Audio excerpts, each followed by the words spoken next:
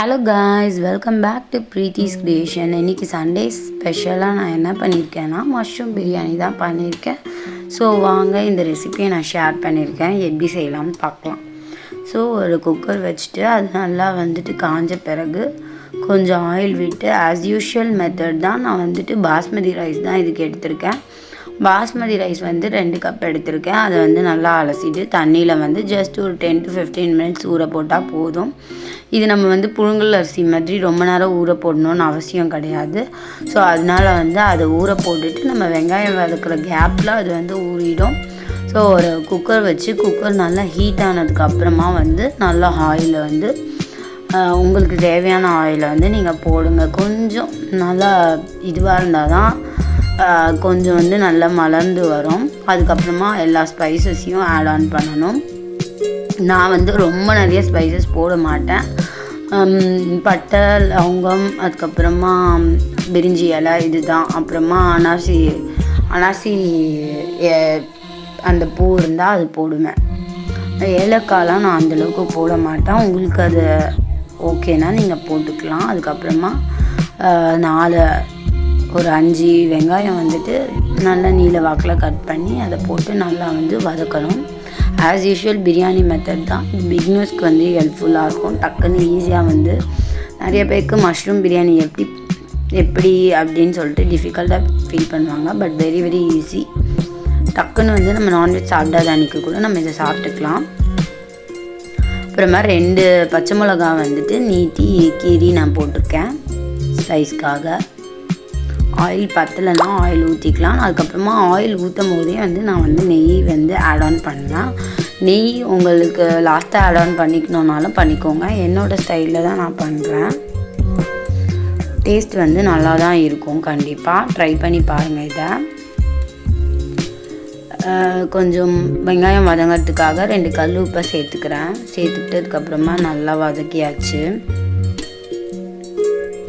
இது நல்லா golden brown வந்ததும் இஞ்சி பூண்டு பேஸ்ட் ஃபஸ்ட்டே சேர்த்துட்டிங்கன்னா ரொம்ப கருகுன மாதிரி ஆகிடும் வெங்காயம். சம்டைம்ஸ் நான் தக்காளி சேர்த்துட்டு கூட இஞ்சி பூண்டு பேஸ்ட் சேர்ப்பேன். நல்லாவே இஞ்சி பூண்டு பேஸ்ட் சேர்த்துக்கிட்டாச்சு. அதுக்கப்புறம் அதோட ஸ்மெல் போனோன்னையும் நம்ம தக்காளி சேர்த்துக்கலாம். என்னுடைய ப்ரீவியஸ் வீடியோஸ் எல்லாம் நான் லிங்க் ஷேர் பண்ணுறேன், பாருங்கள். கண்டிப்பாக என்னோடய வீடியோஸ் பிடிச்சிருந்தா மற்றவங்களுக்கு ஷேர் பண்ணுங்கள், சப்ஸ்கிரைப் பண்ணுங்கள். இதே மாதிரி நான் தொடர்ந்து வீடியோஸ் கொடுக்குறேன். இது ரேண்டம் vlog தான். நான் சேலஞ்சும் ஷேர் பண்ணிகிட்ருக்குறேன். கண்டினியூஸாக வாட்ச் பண்ணுங்கள். எப்படியாவது வீக்லி வந்துடும் வீடியோஸு. ஷார்ட்ஸ் வீடியோஸும் நான் ரெகுலராக போட ட்ரை பண்ணிகிட்ருக்கேன். தக்காளியை போட்டாச்சு. தக்காளி நம்ம ரொம்ப சேர்க்கக்கூடாதுன்றதை நான் கற்றுக்கிட்டேன். ரொம்ப நிறைய தக்காளி சேர்த்தோன்னா அப்புறம் தக்காளி பிரியாணி மாதிரி ஆகிடும். ஸோ வெங்காயத்துக்கு ஈக்குவலாக தக்காளி சேர்க்கக்கூடாது, கொஞ்சம் கம்மியாக தான் சேர்க்கணும். அப்போ தான் அந்த டேஸ்ட் நம்மளுக்கு வரும். இது நீங்கள் லஞ்ச் பாக்ஸ் ரெசிபியாகவும் கொடுக்கலாம். அதுக்கப்புறம் வீட்டில் சிக்கன் சாப்பிட முடியலன்னா அந்த டைமில் கூட நீங்கள் இதை செஞ்சு கொடுக்கலாம். கண்டிப்பாக ரொம்ப ஈஸியான ஒன் பாட் ரெசிபி தான்.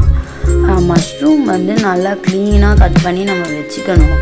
அதை நம்ம வாஷ் பண்ணிடணும், அந்த பிளாக்லாம் எடுத்துடணும். அதே மாதிரி ரொம்ப தண்ணியும் நம்ம அதுக்கு விடக்கூடாது. இது கரெக்டான அளவு தான் விடணும். ஏன்னா ஆல்ரெடி மஷ்ரூம் வாட்டர் ரிலீஸ் பண்ணக்கூடிய தன்மை உள்ளது தான். ஸோ அதனால் நம்ம அதை கொஞ்சம் பார்த்து தான் நம்ம பண்ணணும். சீக்கிரமாக வெந்துடும் மஷ்ரூம். மற்ற வெஜிடபிள் மாதிரிலாம் அது கிடையாது. நான் இந்த அரிசி அந்த அரிசி ஊற வச்ச தண்ணியை கொஞ்சம் ஆட் பண்ணிப்பேன். ஏன்னா அதில் ஆல்ரெடி ஸ்ட்ரென்த் இருக்குன்றதுக்காக நான் அதை கொஞ்சம் ஆட் ஆன் பண்ணிப்பேன்.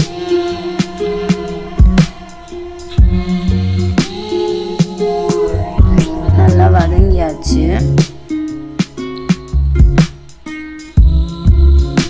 இதுக்கப்புறமா ஜஸ்ட்டு நம்ம ஸ்பைசஸ் தான் நம்ம ஸ்பைசஸ்ன்ற சில்லி பவுடர், அதுக்கப்புறம் மசாலா பவுடர் தான் நம்ம ஆட் பண்ணணும். இதுக்கு நான் என்ன ஆட் பண்ணுறேன்னா கரம் மசாலாலாம் நான் அந்தளவுக்கு ஆட் பண்ண மாட்டேன். பிரியாணி மசாலாவும், அதுக்கப்புறம் ரெட் சில்லி தூள், அதுக்கப்புறம் ரெட் சில்லி தூள் இது 2 தான் ஆட் பண்ணுவேன். உப்பும் வந்து தேவையான அளவுக்கு உப்பு நல்லா வந்து வதங்கிடணும். வதங்கிறது தான் இதில் மேட்ரு. ஸோ நல்லா ஃபைனாக வதங்கிடுச்சு, கிளறியாச்சு. கிளறி முடித்த பிறகு நான் வந்து பவுடர் சேர்க்க ஆரம்பிச்சிட்டேன். அது கொஞ்சம் எண்ணெய் பிரிஞ்சு வர டைமாக இருந்தது. அந்த டைமில் தான் நான் வந்துட்டு இது சேர்க்க ஆரம்பித்தேன். நல்லா வதங்கின பிறகு அதுக்கப்புறமா ஒரு கை புதினா வந்து ஆஞ்சி வச்சு க்ளீன் பண்ணி வச்சது வந்து நம்ம சேர்த்துக்கணும். கொத்தமல்லியும் இருந்தால் நீங்கள் ஈக்குவலாக சேர்த்துக்கலாம். என்கிட்ட இன்றைக்கி கொத்தமல்லி இல்லாத காரணத்தினால நான் வந்து புதினாவை வந்து சேர்த்துக்கிட்டேன். புதினா மட்டும் சேர்த்துக்கிட்டேன். கண்டிப்பாக புதினா போட்டே ஆகணும், ஃப்ளேவர்ஃபுல்லாக இருக்கும். அப்போ தான் இல்லைன்னா இருக்காது. இப்போ வந்து தேவையான அளவு வந்து காஷ்மீரி தூள், ரெட் சில்லி தூள் வந்து நான் சேர்த்துக்கிறேன். உங்களுக்கு காரத்துக்கு ஏற்ப நீங்கள் சேர்த்துக்கலாம். நான் வந்து ஒரு ஜஸ்ட் 2 ஸ்பூன் தான் சேர்த்துக்கிட்டேன். ஏன்னா இது கம்மியாக சேர்த்துக்கிட்டு கொஞ்சம் பிரியாணி மசாலா வந்து அதுலேயே ஆல்ரெடி ஸ்பைசஸ் இருக்கும். நான் வந்து கடைத்தூள் தான் சேர்த்துக்கிட்டேன். வேணுனாலும் ஹோம்மேடும் நம்ம ரெடி பண்ணி வச்சுக்கலாம். அது நான் வந்து ஃப்யூச்சர் வீடியோஸில் கொடுக்க ட்ரை பண்ணுறேன். இது கொஞ்சம் எக்ஸ்ட்ராவாக வந்து ஆட் பண்ணிக்கிட்டு எல்லாமே நம்ம வந்து காரத்துக்கு தகுந்த மாதிரி தான் வந்து நம்ம வந்து ஆட் பண்ணிக்கணும். அப்புறம் வந்துட்டு பாஸ்மதி ரைஸ் 2ன்றதுனால 1க்கு 1.5 ரேஷியோவில் வந்து நம்ம மெஷர் பண்ணி தண்ணி வந்து ஊற்றணும். அதுக்கப்புறம் இந்த சில்லி தூளெல்லாம் போட்டு முடித்த பிறகு அதோட ஸ்மெல்லு நல்லா போன பிறகு நம்ம தயிரை வந்து சேர்க்கணும். தயிரை சேர்த்து நல்லா வதக்கணும். அவ்வளோதான் ப்ராசஸ்ஸு. இது முடிஞ்சு நல்லா எண்ணெய் பிரிகிற கேப்பில் தான் வந்து தண்ணி சேர்த்து கொதிக்க வச்சு அரிசி சேர்க்கணும். மஷ்ரூம் பாருங்கள், எனக்கு அன்றைக்கி நல்லா ஃப்ரெஷ் மஷ்ரூமே கிடச்சதுனால நல்லா கிளியராக இருந்துச்சு. ஸோ நான் எல்லா மஷ்ரூமையும் வந்து நான் அதில் போடலை. கொஞ்சம் வந்து மஷ்ரூம் சாட்டே பண்ணிவிட்டு ஒரு டிஷ் மாதிரி நானே செஞ்சேன். நானே ஒரு டிஷ் மாதிரி செஞ்சுக்கிட்டேன். வெங்காயம்லாம் எதுவுமே போடாமல். வேணும்னா நான் அந்த டிஷ்ஷை வந்து ஃப்யூச்சர் வீடியோஸில் கொடுக்கலாம். ரொம்ப ரொம்ப சிம்பிள் டிஷ்ஷு. ஆக்சுவலி பிரியாணிக்கு இது ரொம்ப நல்லா இருந்தது. ஏன்னா நிறைய மஷ்ரூமாக இருந்தது. பிரியாணிலேயே நம்ம மஷ்ரூம் சாப்பிடுவோமான்னு கேட்டால் கிடையாது. ஸோ அதனால வந்து நான் வந்து சாட்டே பண்ணுறதுக்கு அதை சாட்டே பண்ணி சாப்பிட்டதுனால ரொம்ப சீக்கிரமாகவே காலி ஆகிடுச்சு. பாப்பாவும் நல்லா இருக்குன்னு சொல்லி சாப்பிட்டான். ஸோ அதனால் வந்து அந்த டிஷ்னால் வந்து அது நம்ம சாட்டே பண்ணி வச்சுக்கிட்டோன்னா நம்ம வந்து எதில் வேணாலும் நம்ம ஆட் பண்ணிக்கலாம். சாண்ட்விச்சில் ஆட் பண்ணிக்கலாம், ஒரு ரோலில் ஆட் பண்ணிக்கலாம், எல்லாமே ஆட் பண்ணிக்கலாம். So 1 dish is equal to many dishes-ன்ற மாதிரி அது கொடுக்கலாம். ஸோ அந்த மஷ்ரூமை வந்து நான் அதுக்கு தான் நான் பண்ணேன். இது வந்து கொஞ்சம் மஷ்ரூம் தான் நான் வந்து பிரியாணியில் சேர்த்துக்கிட்டேன். இது வேகிற கேப்பில் நான் அதை செஞ்சிட்டேன். நான் வந்து சமையல் ரொம்ப வந்து ஷார்ட் டைம் தான் வந்து எடுத்துப்பேன். அதனால் ரொம்ப டைம்லாம் ரொம்ப நேரம் நிற்கிறது, ரொம்ப நேரம் குக் பண்ணுறதுலாம் எனக்கு பிடிக்காது. ஷார்ட் அண்ட் ஸ்வீட்டாக முடிச்சிடணும் அப்படின்னு தான் நான் நினைப்பேன். நிறைய டிஷ்ஷஸ் பண்ணாலுமே அப்படி தான் ஃபாஸ்ட்டாக செஞ்சு முடிச்சிடணும் அப்படின்னு தான் நினைப்பேன். மீதி இருக்க டைமில் மற்ற விஷயங்களை நம்ம பண்ணலாம், இனி எவ்வளோ விஷயங்கள் இருக்குது நமக்கு பண்ணுறதுக்கு அப்படின்றது தான் வந்து நான் யோசனை பண்ணிகிட்ருப்பேன். ஃபுல்லாகவே சமையல் அறையில் நின்று நம்மளோட டைமை வந்து நம்ம வேஸ்ட் பண்ணவே கூடாது. ஸோ மற்ற விஷயங்கள்லையும் நம்ம கொஞ்சம் கான்சென்ட்ரேட் பண்ணி பண்ணோம்னா நம்ம இன்னும் ஹைட்ஸ்க்கு வந்து ரீச் ஆக முடியும். கண்டிப்பாக எல்லோரும் ட்ரை பண்ணுங்கள். இல்லை உங்களுக்கு சமையல் மட்டும்தான் பிடிக்கும்னா ஓகே, சமையல்லையும் சாதிக்கிற பெண்கள் நிறைய பேர் இருக்காங்க. நமக்கு சமையலும் கலை தான். கண்டிப்பாக சமையல் முக்கியம்தான். நம்மளுடைய ஒவ்வொருத்தவங்களுடைய ஃபேமிலி ஹெல்த்தும் வந்து கிச்சன்லேருந்து தான் நம்மளுக்கு ஆரம்பிக்குது. ஸோ அதை வந்து நம்ம வந்து நல்லாவே பார்த்துக்கணும். நல்லாவே ஹெல்த்தியாக வந்து நம்ம ஃபேமிலிக்கு கொடுக்கணும். நம்ம வந்து லாங்காக நிறைய டிஷ்ஷஸ் கொடுத்து ஹெல்த்தியாக கொடுக்கணுன்றது கிடையாது. நம்ம வந்து சின்னதாக கொடுத்தாலும் நல்லா ஹெல்த்தியான டிஷ்ஷஸாக நம்ம கொடுக்கலாம் ஃபேமிலிக்கு. ஸோ அதே மாதிரி டைம் கன்சியூமிங்க்கு ஏற்ற மாதிரி நம்ம வந்து பார்த்துக்கணும். மீல் ப்ரிப்பேர் பண்ணி நம்ம பண்ணிக்கிட்டோம்னா இன்னும் நிறையா நமக்கு டைம் சேவ் ஆகி இன்னும் நிறைய விஷயங்களை வந்து நம்ம பண்ணலாம். ஸோ நான் வந்து நெக்ஸ்ட் வீடியோ வந்து நான் மீல் ப்ரிப் வீடியோ தான் வந்து உங்களுக்கு ஷேர் பண்ண போகிறேன். அதுக்கு தான் இந்த வீடியோலேயே நான் சொல்லிக்கிறேன். நிறைய டைம் வந்து நம்மளுக்கு கன்சியூம் ஆகிறத வந்து தடுக்கும், சேவ் பண்ணிக்கலாம். ஸோ நான் வந்து 2 டம்ளர் அரிசி எடுத்ததுனால நான் வந்து 1க்கு 1.5 ரேஷியோவில் வந்துட்டு 3 டம்ளர் தண்ணி நான் கொடுக்குறேன். இதை மூடி வச்சிட்டோன்னா நல்லா உப்பு எல்லாமே பார்த்துட்டு லெமன் ஜூஸ் கொஞ்சோண்டு ஆட் பண்ணிக்கணும். அவ்வளோதான். அது கொதி வந்த பிறகு அரிசி போட்டு குக்கரை மூடி ஒரு விசில் தான் விடணும். ஆனால் நான் 2 விசில் விடுவேன். ஏன்னா அந்த உடனே வந்துடும். ஸோ அதனால நான் 2 விசில் விடுவேன். ஒரு விசில் நீங்கள் பாஸ்மதி ரைஸ் இருந்தால் ஒரு விசில் விட்டால் போதும். நல்லாவே மலர்ந்துடும் அரிசி. அவ்வளோதான், அதோட ப்ராசஸ் முடிஞ்சுது. அதுக்கப்புறமா நான் அந்த சைடு மஷ்ரூம் சாட்டே பண்ணால் அந்த ரெசிபி நான் உங்களுக்கு ஷேர் பண்ணலை. நான் நெக்ஸ்ட் வீடியோவில் கொடுக்குறேன். நல்லா கொதி வருது பார்த்தீங்களா? இந்த கேப்பில் நீங்கள் இந்த அரிசியை போடலாம். அரிசி உடையாமல் இருக்கணும், தண்ணி நல்லா வடிஞ்சிருக்கணும். அதுதான் ப்ராசஸ்ஸு. இவ்வளோதான் இதோடைய சிம்பிளான ஒரு இது. ஏன்னா மஷ்ரூம் நம்ம லாஸ்ட்டாக தான் போடணும், முதலே போட்டு நம்ம வதக்கிடக்கூடாது. ஏன்னா அது ரொம்ப சீக்கிரமாக வெந்துடும். நான் ஆல்ரெடி சொன்ன மாதிரி தான். அதனால் நம்ம லாஸ்ட்டாக தான் போடணும்.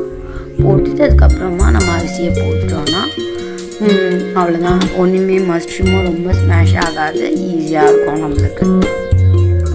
அவ்வளோதான். இது கொதிக்கிற கேப்பில் நம்ம லெமன் ஜூஸை இது பண்ணிவிட்டு போட்டுற வேண்டியதுதான்.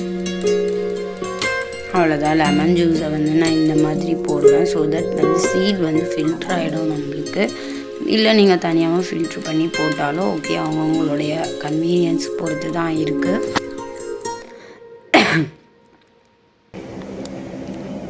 இன்றைக்கான சண்டே சமையல் இதுதான் எங்கள் வீட்டில்.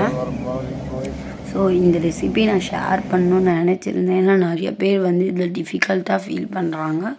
அதுக்காக தான் நான் இந்த ரெசிபி நான் ஷேர் பண்ணியிருந்தேன்.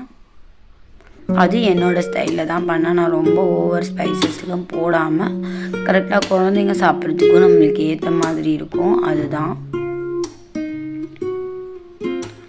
That's all. எல்லாத்தையும் கிளறி விட்டு மூடி விட்டுற வேண்டியதுதான். டேஸ்ட்டெல்லாம் பார்த்துக்கிட்டேன், உப்பு எல்லாமே. ஸோ எல்லாமே கரெக்டாக இருந்தது. அதனால் க்ளோஸ் பண்ணி வச்சாச்சு.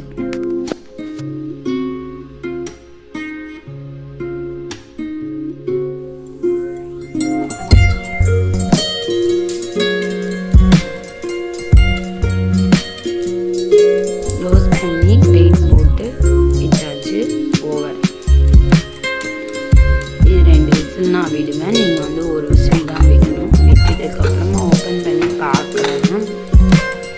அப்படி ஒரு கொஞ்சம் ஆயிடுச்சு தான் இருக்குது. அப்படி ஒரு ஃப்ளேவர் பயங்கரமாக வந்துச்சு பாருங்கள்.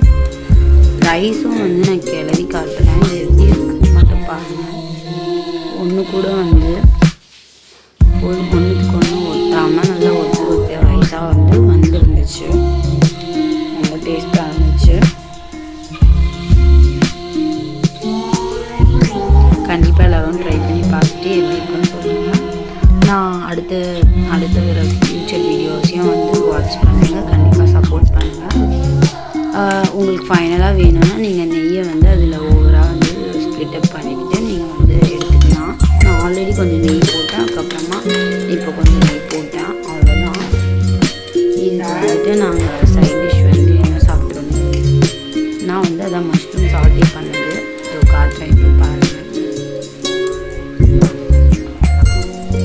இது பாருங்கள். இதனுடைய டிஷ் நான் கண்டிப்பாக சீக்கிரமாக உங்களுக்கு ஒரு நாள் பண்ணி காட்டுறேன். முடிச்சாச்சு. என்னோடய பிளேட்டை காட்டுறேன் பாருங்கள். சொல்லிட்டு நான் ரைஸும் மஷ்ரூம் சாட்டே பண்ணது தான் வச்சுருந்தா. நான் என் ஹஸ்பண்ட் பச்சடியும் எடுத்துப்பார். அதுக்கப்புறமா முந்தின நாள்